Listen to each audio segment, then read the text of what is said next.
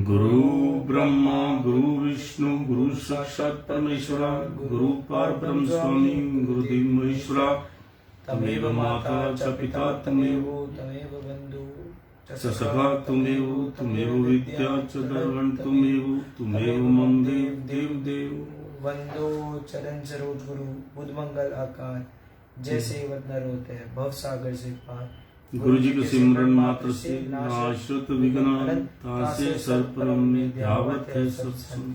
आप प्रकटे जगत में जीव का निस्तार ने, शब्द ना बनाए सुंदर जीव का को तारने। नम्रता और दीनता से भेंट सतगुरु लीजिए, मैं हूँ शरणागत तुम्हारो दास अपना कीजिए। बोलो जयकारा बोल मेरे श्री गुरु महाराज जी की जय, बोल साचे दरबार की जय। आज 4 अप्रैल 2022 वार सोमवार, हम अमृतवाणी सेवा ट्रस्ट एवं श्री हरिहर सत्संग मंडल की तरफ से अपना दैनिक सत्संग आप लोग के सामने प्रस्तुत करते हैं। अमृत वचन। नम्रता धारण करके हार्दिक रूप में खाक शरीर से चले वह सदा सुखी है। जो कहता है मैं बड़ा हूं और सब कुछ हूं वह अहंकारी है और दुखी है। रूह या आत्मा तो स्वयं ही महान है और सब में समान रूप से विद्यमान है। अपने से छोटा कार्य करने वाले को देखकर उनसे घृणा करना मलिन बुद्धि वालों का काम है और उनसे प्रेम करना शुद्ध बुद्धि वालों का। हमें तो उनमें रूह या आत्मा को देखना है, कार्य को नहीं। श्री सद्गुरु के प्रेमी से जो ईर्ष्या करता है वह मंद बुद्धि है और सद्गुरु से करोड़ों कोस दूर है, तथा जो प्रेमी को प्रेम से देखता है वह ताने पेटे की भांति सद्गुरु से मिला जुला हुआ एकत्र अथवा संगठित है और हरि भक्त है। घर में कितने ही सदस्य रहते हैं, छोटे या बड़े, सबके विचार विभिन्न होते हैं, पर प्रेम से समय व्यतीत करना चाहिए। सेवा करते रहिए और अपना कर्तव्य निभाते रहिए। आग्रह किसी से कमी बेशी हो जाए तो उसमें श्रद्धा का हनन नहीं होना चाहिए और ना ही किसी प्रकार की भ्रांति होनी चाहिए। किसी को विकारों में उलझा देखकर उसे बचाने का प्रयत्न करना चाहिए, यह भी सेवा है। उलझनों को सुलझाइए और परेशान मत होइए। कार्य करिए तथा चिंता ना करें। भाग्यवान वही है जो अपने इष्ट देव के प्रेम में लीन रहें। अन्य सब बातें भुला दीजिए। ये मार्ग चतुराई का नहीं है, केवल श्रद्धा और पूजा का है। और चाहे कुछ भी ना हो परंतु श्रद्धा की पूंजी होवे तो वही पर्याप्त है। एक भरोसा, एक बल, एक आत्मा, आत्मविश्वास। एक भरोसा, एक बल, एक आस विश्वास। मान भी ऐसा ही होना चाहिए। अस अभिमान जाय जानी भोरे, मैं सेवक रघुपति पति मोरे। वह देखने में चाहे साधारण ही क्यों ना लगे, परंतु उसने सब कुछ किया और सब कुछ पा लिया। जितना भी कोई गुरुमुखों से सच्चाई और प्रेम से चले, समझ लीजिए उसने सद्गुरु से वही व्यवहार किया। आपा भाव भुलाकर, अनजान बनकर तथा भोले भाव यह भक्ति मार्ग तय करना है। जिस सेवक को आज्ञा मिठी लगती है उसका कार्य आज्ञा देने वाले श्री सद्गुरुदेव स्वयं करेंगे। श्री सद्गुरुदेव जी के वचनों पर विश्वास करके चलते रहेंगे तो दुख स्पर्श भी नहीं करेंगे। ये सेवक श्री सद्गुरु का गुप्त हाथ तेरे साथ है, तू सदैव हंसता रहे अर्थात प्रसन्न रहे। किसी समस्या को सुलझाते समय गंभीरता से विचार करना चाहिए। प्रेम हृदय से करना चाहिए। अगर देखा देखी करोगे तो सत्य छिप जाएगा और विपरीत परिणाम निकलेगा। सेवक का यही धर्म है कि श्री सद्गुरु के वचन चेतावनी हेतु चाहे कितने भी कठोर हों, मन के विपरीत हों और समझ में भी ना आवे तो भी सत्य करके मानने चाहिए। तो आज कितना महापुरुषों ने हमें इस वचनों के अंदर इतना कुछ समझा दिया है। जो महापुरुषों के वचन होते हैं वो इतने सच्चाई भरे होते हैं, तो आपका मन जो है इन वचनों को, कई वचनों को मानने से इनकार कर देगा। जब तक आप दृढ़ता से इन वचनों का अपना पालन नहीं करेंगे, क्योंकि मन जो है वो कई जगह हमारा खिंडा रहता है। मैं अपनी भी बात करता हूं, भावना भी बताता हूं आपको। मन कितनी जगह आदमी का खंडित रहता है, मतलब कि बिखरा हुआ रहता है। चाहे घर बिखरा रहे, चाहे मन का थोड़ा सा लगा हुआ कहीं, थोड़ा सा कहीं, थोड़ा सा कहीं, एकाग्रता नहीं आती। जो ऐसी प्रॉब्लम है तो आपको अपना जो है उसको एकदम सभी को, मन को पूरी तरह से एक तरफ लगाने के लिए उसको सारी तरफ से आपको हटाना पड़ेगा। और फिर अगर आपने भक्ति में लगना है तो भक्ति में एकाग्र होकर लगाइए। एकाग्रता जो है मन की, जो सभी को सभी तरफ से हटाकर जिधर भी आप करेंगे उधर कामयाबी मिलती है। एकाग्रता से ही भक्ति में आप आगे बढ़ेंगे, एकाग्रता से ही जो है आप पढ़ाई में आगे बढ़ेंगे। अगर एकाग्र नहीं है आपको कुछ भी समझ नहीं आएगा। आप एक कहानी पढ़ रहे हैं, आप अनमने ढंग से पढ़ रहे हैं, आपको याद ही नहीं रहेगी मैंने क्या सुनी थी। कुछ भी आप करेंगे, आपको भक्ति करनी है, एक तरफ होके जाइए। एक म्यान में दो तलवारें महापुरुष कहते हैं कभी नहीं रह सकती। या भक्ति टिकेगी या आप काम क्रोध लोभ मोह अहंकार के चक्कर में रहिए, उसको अपना बनाइए या भक्ति को अपना बनाइए। एक तरफा आपको होना पड़ेगा इस जीवन को सुचारू रूप से चलाने के लिए। इस जीवन में आनंद अगर अनुभव करना है तो वही चीजें सच्ची आप अपने पास रखिए। आप फालतू फंड की चीजें बिल्कुल मत रखिए। एक हमारे दोस्त थे, उनको एक आदमी जो है स्पिरिचुअल जो है लेक्चर देने के लिए आता था। बाद में पता लगा कि उन्होंने मतलब कि जो है उस स्पिरिचुअल बातें होती थी। अब पैसे वाले थे, उनको सत्संग सुनना है, उन्होंने संत वगैरह को ना बुलाकर अपना आजकल सिस्टम बना हुआ है, लोग स्पिरिचुअल लोगों को बुलाते हैं, उनसे सत्संग सुनते हैं। हमें इस मतलब उस बात का नहीं था कि सुनाने वाला क्या था, बाद में क्या हुआ, लेकिन जो सबसे बड़ी बात थी, जो आज मैंने भी उस बात को लेके चलता हूं कि वो मुझे बता रहे थे कि आज वो क्लास हुई मेरी, तो उन्होंने मुझे जो स्पिरिचुअल जो हैं वो हमारे लेक्चर देने आया था। मुझे एक करोड़पति आदमी की बात बता रहा हूँ, करोड़पति भी अरबपति आदमी की बात बता रहा हूँ। तो वो क्लास लेते थे स्पिरिचुअल आध्यात्मिकता की। तो वो उनको समझा गया कि हम वैष्णो देवी जाते हैं, पहाड़ पे चढ़ते हैं, जिसके पास सबसे कम सामान होता है या ना के बराबर होता है, उसकी स्पीड तेज होती है और वो जल्दी पहुंच जाता है दरबार पर। और इसी तरह हमारा जो है, अगर हमने बोझ उठा रखा है, अपने दिमाग पर कई चीजों का बोझ लाद रखा है, अगर आपने मोबाइल के अंदर भी बहुत कुछ डाल रखा है, अनाप शनाप दुनिया भर का सिस्टम डाल रखा है, तो उसकी स्पीड भी मंद हो जाती है। कितना मर्जी पीछे से पूरा हो, आपके मोबाइल की स्पीड भी कम हो जाएगी। अब मैं उदाहरण तो आपको लेटेस्ट दूंगा, आज के समय का दूंगा। ये स्पीड क्यों कम होती है आपको सभी बच्चों को पता है।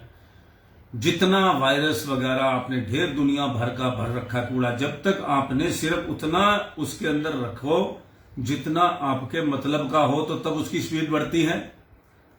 इसी तरह आप ऊपर वैष्णो देवी जाते हैं, जितना कम सामान होगा, आपने थैला भर रखा है, पिट्ठू की तरह ऊपर चढ़ रहे हो, आपको फिर क्या होगा, आप जल्दी नहीं पहुंच पाओगे। और जो खाली हाथ होगा, जिसके पास खाली एक वहां पे ऊपर जैसे कपड़े बदलने हैं, कुछ करना है, इतना एक जोड़ा लेकर ऊपर आदमी चढ़ा है, उसको कोई प्रॉब्लम नहीं, वो आपसे बड़ा भागता हुआ चलेगा। तो इसी तरह जीवन है। अगर आपने बहुत सारा कूड़ा करकट लाद रखा है, फजूल की बातें दिमाग में चला रखी है, कल्पनाएं दुनिया भर के जो हैं, एक कई तरह की आपने इच्छाएं अपनी जगा रखी हैं, तो आपको कुछ नहीं मिलने वाला। आप भटके हुए आदमी के पास जाओगे तो आप ही भटक गए समझो। कल मैं एक भटके हुए आदमी से मिला, एज बहुत हो गई है, चेहरे पर कोई तेज नहीं है, दुनिया भर का अपने शरीर पर वो डेली का मेरे ख्याल से खर्चते होंगे रोज का अपने शरीर पर 5,000 रुपया नॉर्मल बात है, बड़ा आदमी है, 10,000 खर्चता होगा अपने शरीर पे। भटकी हुई बातें, तो दूसरे को क्या सलाह देगा? जो खुद भटका हुआ है उसका अपना एम क्लियर नहीं है, भगवान की तरफ एक सेकंड का ध्यान नहीं है, और उम्र कितनी है? 85 प्लस, और भगवान की तरफ ध्यान नहीं है। आज भी शरीर में से वाइब्रेशन जो निकल रही है नेगेटिव निकल रही है, क्योंकि कुछ पॉजिटिव किया ही नहीं। अपने शरीर को, भौतिक सुख को मालिश करवा, ये करवाओ, वो करवाओ, कुछ नहीं किया। सिर्फ अपने शरीर को, ऐसे बहुत सारे लोगों को मैं जानता हूं, शरीर शक्ल से लगता है कि इनके पास कोई वाइब्रेशन अच्छी है ही नहीं। नेगेटिव वाइब्रेशन के आदमी के पास जब आप मिलोगे, उससे मिलोगे, आपको कुछ भी उससे अच्छा नहीं मिलेगा। इसीलिए कभी भी ऐसे लोगों में मत बैठिए जिनको भगवान का नाम बुरा लगता है, जिनको कोई आध्यात्मिक बात करो। कई लोग जो हैं वो अगले जन्म पे विश्वास नहीं करते, कई लोग हैं भगवान पे विश्वास नहीं करते, जबकि ये सारा ब्रह्मांड जो है, जो रचा है, ये कुदरत की रचना है, ये ब्रह्मा की कल्पना है, कोई विश्वास नहीं करता। सब अपने आप में चाहते हैं कि मेरे से बड़ा कोई नहीं, जितनी बुद्धि मेरे में है। आपको बुद्धि बहुत ज्यादा है तो आप थोड़े से इसी महापुरुषों के वचनों का ही मतलब निकाल दीजिए, तो मैं मानूंगा कि आपकी बुद्धि बहुत तेज है, क्योंकि आप एक्सपर्ट हो चुके हो बिजनेस के, आप एक्सपर्ट हो चुके हो अपने किसी काम के। महापुरुषों के जब तक आप वचनों का मतलब निकाल कर उसको एक्सेप्ट नहीं कर लोगे तो आपकी मैं बुद्धि को क्या मानूं? क्योंकि इस तरह से कल भी मैं आपको महापुरुषों के वचन पढ़ के जब सुनाए थे कि भगवान ने आपको बुद्धिमान बना रखा है, सुंदर शरीर दे रखा है, सब कुछ सुंदर दे रखा है, उसके बाद भी वो आपके पिछले कर्मों का प्रारब्ध है, और उसके हिसाब से आप जो है अपने आगे का सिस्टम, अब उस बुद्धि को आपने किधर खर्च करना है ये आपके ऊपर डिपेंड है। आपने शरीर को, सुंदर काया को सजाने में टाइम लगाना है, या आपने इसको जो है बुद्धि को जो है और तरीके लगाना है। और भगवान ने आपको एक ऊर्जा दे रखी है इतनी, जो 24 घंटे हमारे शरीर से निकल रही है, 24,000 श्वास हर इंसान के अंदर जो है इसी लेवल पे निकल रहा है। आपने वो कहां वेस्ट करना है? ये सारी बातें हैं, हमें इस चीज पर ध्यान देना पड़ेगा। आप देखिए कितनी बड़ी कल्पना है, बड़े बड़े विद्वान आप कहते हो भ्रष्ट हो जाता है, तो दिमाग कैसे लोगों का भ्रष्ट हो जाता है। आज फिर मुझे वो बात बतानी पड़ती है कि देखिए आप देखिए यूक्रेन के अंदर क्या हालत हो रही है। छोटे लेवल पे कोई लड़ता है, ये बातें आम होती हैं। अब बड़े लेवल में देखिए जब लड़ाई होती है तो कितना भयानक जो है तबाही मचती है। ये क्या है? ये सब ये अहंकार का युद्ध देख रहे हैं आप सबको अकल आ जानी चाहिए, सारी दुनिया को, कि अहंकार का युद्ध कितना खतरनाक होता है। इसी तरह रावण का अहंकार आया था तो उसने अपनी सारी लंका जलवा ली। भीषम सिस्टम आज वही तो हो रहा है, ये वही हो रहा है। एक बड़ी बड़ी कंट्रियां जो हैं आज अपने अहंकार को सामने किसी कंधे पर रख के बंदूक चला रही हैं, और वो अहंकार के अंदर जो है आज पूरा इस टाइम संसार, आप देखिए हमारे देश की हालत देखिए तो आपको कितनी खराब नजर आएगी। चारों तरफ हमारे नहीं, श्रीलंका की हालत भूखे मरने जैसी हो गई है, पाकिस्तान की हालत कितनी हो गई है, सबकी चालें गलत थी। आज एक हिंदुस्तान जो है एक ज्योति प्रचंड होकर दिख रही है पूरी दुनिया को। एक ऐसी ज्योति है क्योंकि हमने किसी की फटी में टांगड़ी अड़ाई, किसी की लड़ाई में हाथ नहीं डलाया, किसी से ईर्ष्या नहीं कर रहे, किसी से द्वेष नहीं कर रहे। हम अपनी कामयाबी को आगे बढ़ाने की कोशिश कर रहे हैं और उन लोगों को प्रॉब्लम हो रही है कि हमारे आगे ये कटोरा लेके भीख मांगे। तो ये देश का भी मामला ऐसा ही है। इसी तरह आध्यात्मिकता का है, आप में आत्म सम्मान है, आपने अपने प्रभु से आपने नाता जोड़ रखा है, आपने अपने और किसी से मांगने नहीं जाते। वो मालिक हैं, उनकी सृष्टि है, वो चाहें जहां पहाड़ों पर, कहां पर, कॉर्नर में, कहीं भी, कितनी सुराखों में, कितनी सुरंगों में जो पशु पक्षी दुनिया भर के जीव जंतु बैठे हैं, सभी का कितना ख्याल रख रहे हैं। कितने खरबों पूरे 3 लोक के अंदर असंख्या सिस्टम है, हमारी बुद्धि से पार है। इस प्रभु की जो सृष्टि है उसे में नतमस्तक होकर अपने रोल को हमेशा याद रखना चाहिए। हम पैदा क्यों हुए, हमारा रोल क्या है, हमारा असली रास्ता क्या है। इस बात पे हम चलेंगे तो दुनिया में कभी भी हम जन्म से मरने तक, अगले जन्म तक भी हमें किसी की जरूरत ही नहीं है। अकेले आए हैं, अकेले जाएंगे, खाली हाथ आए हैं, खाली हाथ जाएंगे, लेकिन संस्कार लेके जाएंगे, भक्ति का नाम लेके जाएंगे। जब भक्ति जपी होगी तो अकाउंट में बड़ा कुछ होगा, आगे आपको उसी अकाउंट से सब कुछ मिलेगा। आपके पेटीएम में, आपके अकाउंट में पैसा होगा, आप कहीं भी कर सकते हैं। इसी तरह स्वर्ग का रास्ता है, इसी तरह परलोक का रास्ता है। हमने कुछ भक्ति की होगी, हमने कुछ सेवा की होगी, हमने लोगों के दुख दूर किए होंगे, किसी को अच्छे रास्ते पर लगाया होगा, तो हमारे साथ बुरा हो ही नहीं सकता। 24 घंटे भगवान ने हमारा हाथ पकड़ रखा है, इस बात की गारंटी है। और जिसने कुछ नहीं कर रखा, सिर्फ लोगों को लोभ, ममता, फजूल के कामों में ईर्ष्या, द्वेष, काम, क्रोध और दुनिया भर के सिस्टम के अंदर जो आदमी लिप्त है, आज भी उसका सिस्टम खत्म है और कल भी उसका खत्म है। आज भी सत्यानाश उसने कर लिया, कल भी सत्यानाश कर लिया। इसीलिए हम ये सत्संग करते हैं कि जागो जागो, अपने बच्चों को इंटेलिजेंट बनाओ। सोते रहोगे, आलस करते रहोगे, कुछ नहीं कर पाओगे, शर्म के मारे रहोगे, मान सम्मान, झूठे मान सम्मान के चक्कर में रहोगे, तब बर्बाद हो जाओगे। हारना भी सीखो, सब कुछ करना सीखो, लेकिन जिंदगी में एक बात सीखो कि प्रभु के अलावा दुनिया में कोई नहीं है। नाम के बिना कुछ भी नहीं होना। जो मन पे मैल है, जो ये दुनिया भर के जो है ठगीबाजी है, दुनिया भर का जो सिस्टम दिमाग के अंदर इस वायरस में है, लोभ के कारण हम कितने चक्करों में फंस जाते हैं। ये मैं आपको, अगर मुझे टाइम हुआ तो मैं आपको मानसिक शांति के अंदर दिखाऊंगा। दोबारा एक चीज पढ़ाता हूं। 35 तरह के विकार हैं। काम, क्रोध, लोभ, मोह, अहंकार की कितनी बड़ी सेना है। और इसी तरह जो हमारे अंदर जो सच्चाई के है वो अकेले हैं। परोपकार अकेला है, उसके साथ उसकी संगति किससे है? प्रेम से है। उसकी संगति किससे है? दयालुता से है। उसकी संगति किससे है? इसी तरह हम जो है प्यार से है। तो ये सारी चीजें जो है, प्यार, सेना, 5 कौरव, 5 पांडव, 5 पांडव कौन से हैं? दयालुता, परोपकार, सद्बुद्धि, ये 5 पांडव हैं। प्रेम है सबसे बड़ा। तो ये इसी तरह जो युद्ध हुआ, आज भी हम युद्ध लड़ रहे हैं अच्छाई और बुराई का। हमें 5 पांडव चाहिए और भगवान को अपना साथ चाहिए, कुदरत को हक चाहिए। तो 5 पांडवों ने क्या मांगा था?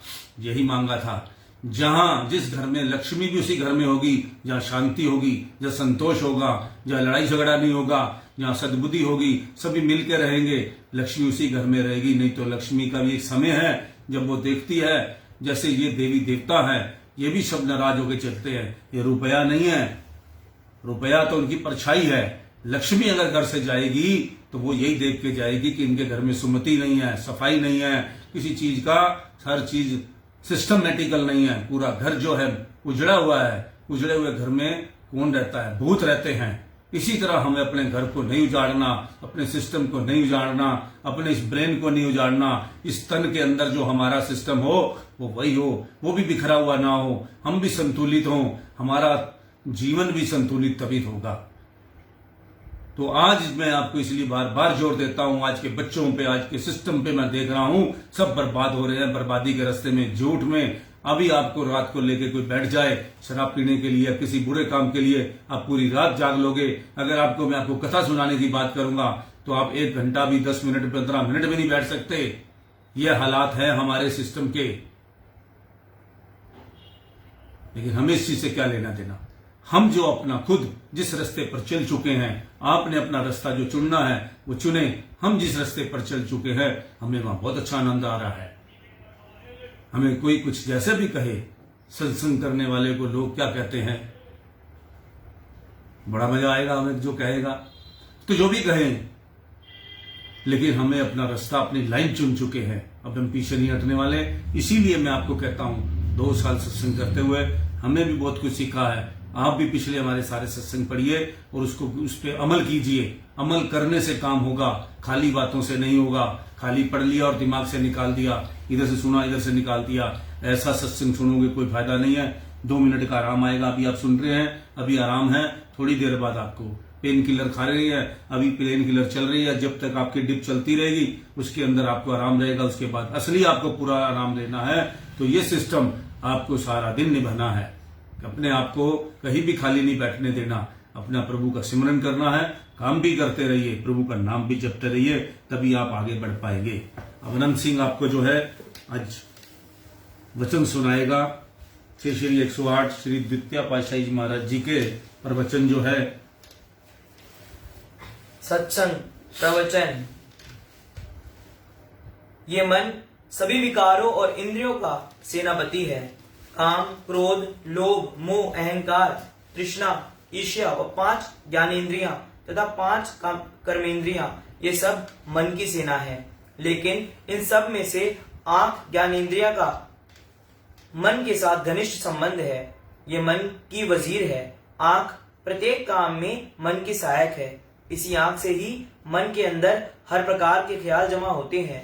आंख जिस वस्तु को देखती है, मन उसी वस्तु में लगता है। मन में जो चित्र या विषय वासनाओं के संस्कार भरे हुए हैं, उन सबका अधिकांश कारण आंख ही है। जैसे मन में बुरे विचार आंख के द्वारा प्रविष्ट हुए हैं, वैसे ही अच्छे विचार भी आंख के मार्ग से प्रवेश करेंगे। अच्छे विचारों के मन में आ जाने पर गंदे और मलिन विचार स्वयं कम हो जाएंगे। अच्छे ख्याल है सद्गुरु का ध्यान।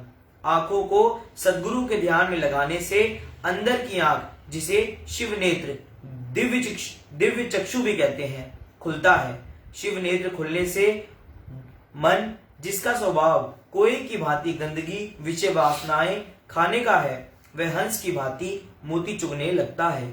भजन अभ्यास रूपी मोती ग्रहण करता है। अतः मन का स्वभाव बदलने के लिए सद्गुरु के ध्यान तथा तसव्वुर की अति आवश्यकता है। इसके अतिरिक्त मन का लगाव जिस वस्तु के साथ हो, उस वस्तु को सद्गुरु के अर्पण कर देना चाहिए, ताकि मन संसार की वस्तुओं से हटकर सद्गुरु के ध्यान में लग जाए। सद्गुरु का ध्यान आने से मन में से विषय वासनाओं के संस्कार दूर हो जाएंगे और सद्गुरु का ध्यान अंकित हो जाएगा। सद्गुरु का ध्यान ही परमात्मा की वे दिव्य ज्योति है, जिसके सम्मुख बाहरी जगत की सब ज्योतियां तुच्छ हैं। इसी दिव्य ज्योति का दर्शन करने के लिए ही योगी योग साधन, तपीश्वर, तप और ऋषि मुनि यज्ञ किया करते हैं। साधक आंखें मूंदकर प्रभु का ध्यान करते हैं और कितने कितने वर्षों तक समाधिस्थ रहते हैं। सद्गुरु इस युक्ति को सरल ढंग से बताते हैं कि संसार में रहते हुए इन्हीं स्थूल आंखों से ध्यान करने पर सूक्ष्म स्वरूप तक पहुंचा जा सकता है। जन्म जन्मों के संचित कर्मों का परिणाम ही मन है। जिस तरह के कर्म किए गए हैं, उसी तरह मन की हालत बन गई है। यदि संचित कर्म बुरे हैं, तो मन भी उसी के अनुसार मैला तथा गंदगी से भरा हुआ है। यदि हम चाहें कि इस मलिन मन से रूहानियत के भेदों को, जो गुड़ से गुड़ और गुप्त है, जान सके, तो वे ये बिल्कुल असंभव है, क्योंकि मन तो विषय विकारों की गंदगी से भरा हुआ है। मन रूहानियत के गुप्त भेदों को नहीं समझ सकता। इसलिए ये जरूरी है कि मन को निर्मल करने का उपाय सोचा जाए। मन की मलिनता को दूर करने का तरीका यह है कि पूर्ण सत्पुरुषों की संगति प्राप्त की जाए। पूर्ण संत सद्गुरु की सेवा और नाम की कमाई से ही मन में भरे हुए विषय वासनाओं के ख्यालों को दूर किया जा सकता है। इसलिए इस मन को सद्गुरु की सेवा में लगाओ और शरीर से निष्काम कर्म करो। मनुष्य जन्म जन्मों से किए हुए निष्काम कर्म पहले के किए हुए सकाम कर्मों को मूल सहित समाप्त कर देंगे तथा मनुष्य के अंदर जो संचित कर्म भरे हुए हैं, सब धीरे धीरे दग्ध हो जाएंगे। जब मन निर्मल और पवित्र हो जाएगा, तब रूहानी भेद आसानी में समझ आ सकेगा। जिस प्रकार मैले कपड़े पर रंग नहीं चढ़ सकता, इसी प्रकार मैले मन पर भी भक्ति का रंग नहीं चढ़ सकता। परम संत श्री कबीर साहब जी ने फरमाया है, गुरु धोबी शीश कापड़ा साबुन सिरजनहार, सूरती शिला पर धोइए निकसे ज्योति अपार। सदगुरु ही शीश के मैले मन को धो सकते हैं। सदगुरु के बताए हुए भजन अभ्यास के साधन से ही मन पवित्र हो सकता है। किसी भी वस्तु को नए रूप रंग में बदलने के लिए उसी वस्तु के जानकार को ही वस्तु देने से वह नए रूप में बनती है। जैसे लकड़ी बढ़ई के पास तथा लोहा लोहार के पास जाए तो नए रूप में सुंदर और बढ़िया रूप में बनकर सामने आता है। इसी प्रकार मैला मन भी सदगुरु के पास जाकर ही मायावी विचार छोड़कर भक्ति के पवित्र उज्जवल विचार ग्रहण कर शुद्ध मन बन जाता है, क्योंकि संत सदगुरु की निष्काम कर्म कराते हैं, जिससे संचित बुरे कर्म भी दग्ध हो जाते हैं और मन में ही सद विचार आने लगते हैं। अतएव मन की परिशुद्धि के लिए संत सत्पुरुषों की संगति में जाना आवश्यक है, जिससे मन शुद्ध होकर निष्काम कर्म करने में तत्पर हो जाए। बोलो जयकारा बोल मेरे श्री गुरु महाराज की जय।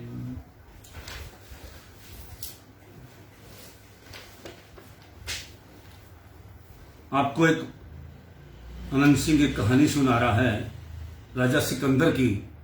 आपको बहुत अच्छी लगेगी कि कैसे जो है सब कुछ होने के बाद भी इंसान संतुष्ट नहीं होता। राजा सिकंदर। कहा जाता है कि महान राजा सिकंदर को भी भौतिक वस्तुओं की प्राप्ति की अधिकाधिक इच्छा थी, परंतु अंत में उसे पश्चाताप ही करना पड़ा। एक बार सिकंदर महान एक उच्च कोटि के संत के पास गया और पूर्ण श्रद्धा से उनकी सेवा करने लगा। कुछ समय के बाद जब महात्मा जी उसकी सेवा से बहुत प्रसन्न हुए तो उन्होंने सिकंदर से एक वरदान मांगने को कहा। राजा ने बड़ी विनम्रता से हाथ जोड़कर प्रार्थना की कि सारे विश्व का राज्य उसे मिल जाए। उसकी नम्रता से अभिभूत होकर महात्मा जी ने कहा, ओ सिकंदर, तुमने ऐसा वर क्यों मांगा? क्या तुम्हें अनंत काल तक यही रहना है?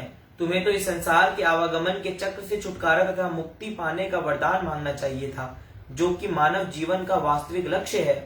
परंतु सिकंदर के मन में तो संपूर्ण संसार का शासक बनने की इच्छा बहुत प्रबल थी, इसलिए सिकंदर ने यही वरदान पाने का आग्रह किया। महात्मा जी ने उसे समझाने का बहुत प्रयत्न किया, किंतु सब व्यर्थ रहा। सिकंदर को अपनी इच्छा पर दृढ़ देखकर महात्मा जी ने उसके सामने मनुष्य की एक खोपड़ी रखी और उस खोपड़ी को अनाज के दानों से भरने के लिए कहा तथा राजा द्वारा उस खोपड़ी को भरने में सफल होने पर उसके इच्छित वरदान को पूर्ण करने का वचन दिया।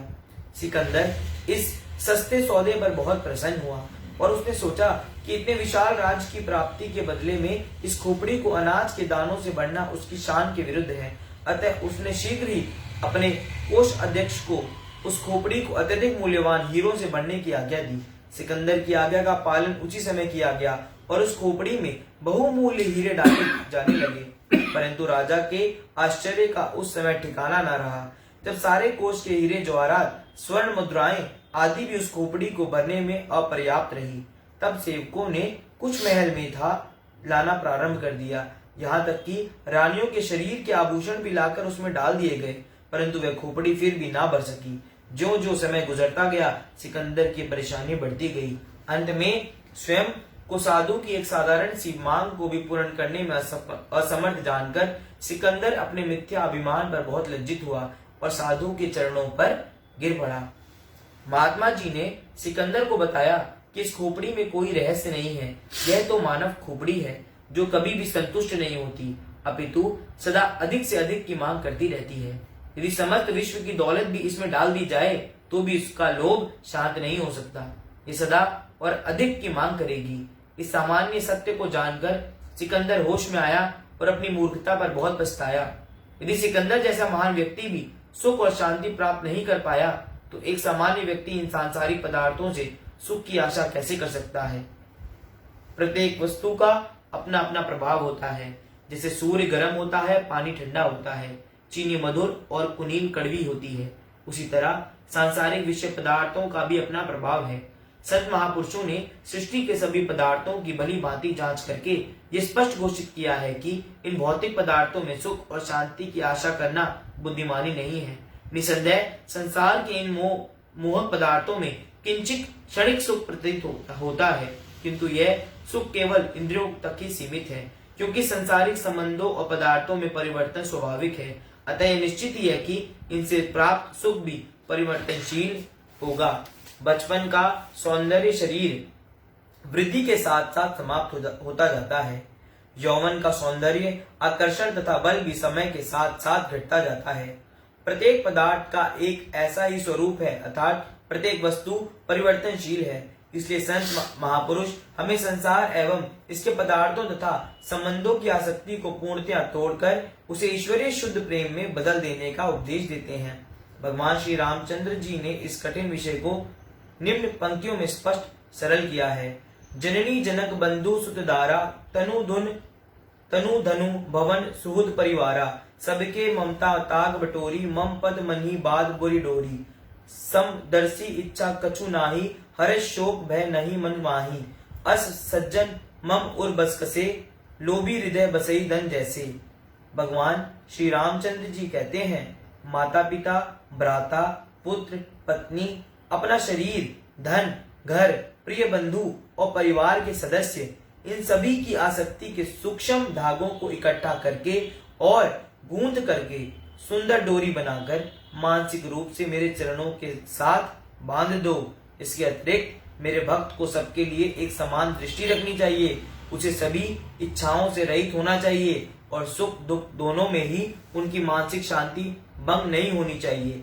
ऐसे श्रेष्ठ भक्त मुझे उसी तरह प्रिय है जैसे लोभी मनुष्य को अपना धन प्रिय होता है। बोलो जयकारा बोल मेरे श्री गुरु महाराज। यही बात भगवान कृष्ण ने भी कही और यही रामचंद्र जी ने कही कि अपना सारा जो है कर्म जितने भी हैं आप मेरे सुपुर्द करता जा, उसके बाद आपको जीवन का कुछ सोचने की जरूरत नहीं है। तो भगवान कृष्ण ने भी यही कहा, सभी धन गुरु नानक देव जी ने भी यही कहा, राम बने कभी कृष्ण बने कभी नानक रूप बनाए हैं, अभी तो मेरे सतगुरु प्यारे संत रूप धराए हैं। बोलो जयकारा बोल मेरे श्री गुरु महाराज जी।